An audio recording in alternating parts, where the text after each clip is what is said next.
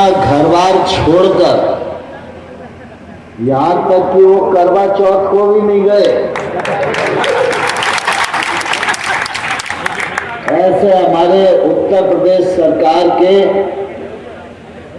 Horticulture minister मेरे भाई दिनेश प्रताप सिंह जी मंच पर विराजित हमारे वरिष्ठ नेतागण आदरणीय रामकिशन चौहान साहब, आदरणीय डॉक्टर गुलाब सिंह जी, आदरणीय अन्नाम भैया, आदरणीय सुरेंद्र सिंह जी, सुरेंद्र तिवारी जी, भगत सिंह जी, सुधीर अग्रवाल जी। अब मंच पर तो ऐसे बहुत लोग बैठे जिनके मैं नाम लेता रहूंगा तो टाइम बहुत हो जाएगा। हाँ, आप सब जानते हो यहाँ आज भी बहुत बैठे हैं, लेकिन सरदार एक ही है। जोधा सिंह अग्रवाल जी हमारे बहुत वरिष्ठ कार्यकर्ता हैं, वो भी आप सबका सहयोग करने के लिए आए हैं और इस अवसर पर उपस्थित इस क्षेत्र के हमारे बुजुर्गवार भाइयों बहनों और पत्रकार मित्रों, आज हम सब लोग भारतीय जनता पार्टी के प्रत्याशी और आप सबके बेटे और आप सबके भाई नरेंद्र शिवाजी पटेल को समर्थन देने के लिए इकट्ठा हुए।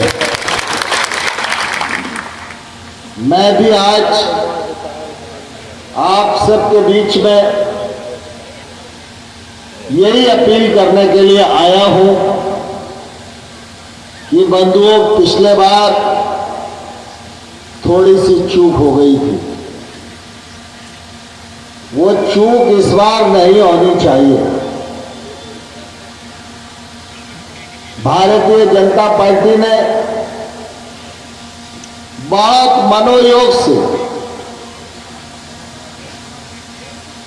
नरेंद्र शिवाजी पटेल को आपकी सेवा करने के लिए भेजा है। मैं आपको आश्वस्त करता हूं कि इस बेटे को अपनाइए, ये आपको शिकायत का कोई मौका उपलब्ध नहीं कराएगा। आज चुनाव की बेला है और हम सबके लिए बहुत ही गर्व और गौरव की बात है कि शिवराज सिंह चौहान जी के नेतृत्व में मध्य प्रदेश की सरकार ने मध्य प्रदेश में आमूलचूल परिवर्तन करने में कामयाबी हासिल की है। यहां बैठे हुए लोग इस बात के साक्षी हैं। 2003 से पहले जब कांग्रेस की सरकार थी तो मध्य प्रदेश सड़क के लिए नहीं, सड़क के गड्ढों के लिए देश भर में जाना जाता था।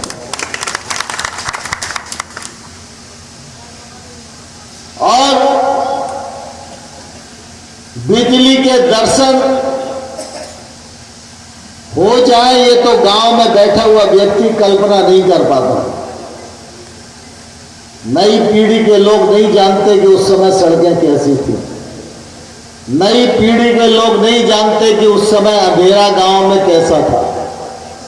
उस समय दो ही नारे लगते थे, मजले भैया और अन्नाम भैया, जोधा सिंह सब यहां बैठे हैं। दो ही नारे लगते थे। एक नारा था, चारों तरफ अंधेरा है, पहरेदार लुटेरा है। लगता था या नहीं लगता? और दूसरा लगता था, जब तक रहेंगे डिग्गी तब तक घर में जलेगी डिग्गी। शिवराज सिंह चौहान ने डिब्बी से मुक्ति दिलाई, जगह जगह सड़कें बनाई और मुझे इस बात की प्रसन्नता है कि चाहे कैसी भी मुसीबत हो,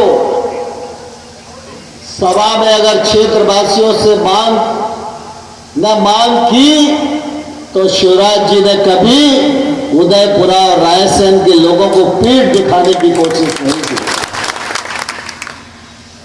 और कभी उन्होंने ये भी नहीं कहा कि मेरी सरकार के पास विकास के लिए पैसा नहीं है।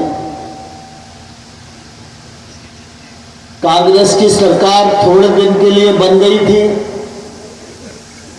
उसमें उदयपुरा की भी चूक शामिल है। तो कमलनाथ जी एक ही बात कहते थे कि शिवराज सिंह चौहान खजाना खाली कर गए, हम विकास का काम कैसे करें। लेकिन 18 महीने बाद फिर भाजपा की सरकार बनी, फिर कभी शिवराज सिंह जी ने कहा कि हमारे पास पैसे की कमी है, कहा बताओ आप एक आध बार मतलब। ये इसलिए होता है कि कांग्रेस जब राज करती है तो सरकारी खजाने का पैसा कांग्रेस के नेताओं की जेब में जाता है, और जब भाजपा राज करती है तो पैसा खजाने में जाता है और खजाने से निकलकर उदयपुरा की सड़क बनाने के लिए काम आता है। कांग्रेस ने पिछले बार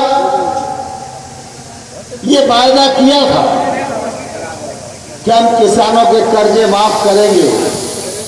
यहाँ बहुत सारे ग्रामीण क्षेत्र के लोग बैठे हुए, किसी का कर्जा माफ हुआ क्या?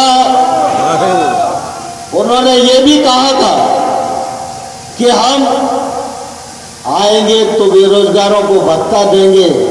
किसी एक आध नौजवान को भत्ता मिला क्या? अब इस बार फिर एक वचन पत्र दे दिया है। पिछले बार 900 वचन दिए थे, 9 का भी पालन नहीं किया। अब इस बार फिर उन्होंने एक नया वचन पत्र दे दिया है।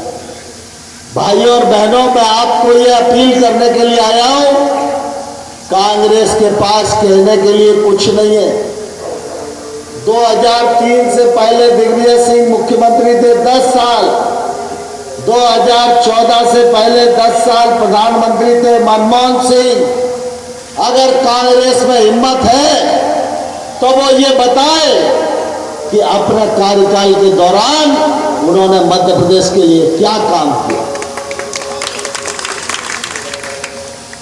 कांग्रेस को इसका जवाब देना चाहिए। कांग्रेस का हाथ गरीबों के साथ नहीं है, कांग्रेस का हाथ नौजवानों के साथ नहीं है, कांग्रेस का हाथ महिलाओं के साथ नहीं है, कांग्रेस का हाथ देश विरोधी मानसिकता वाले एनजीओ के हाथ में है, उनके साथ में। कांग्रेस ने तय कर रखा है जो देश हित का काम हो उसका विरोध करो।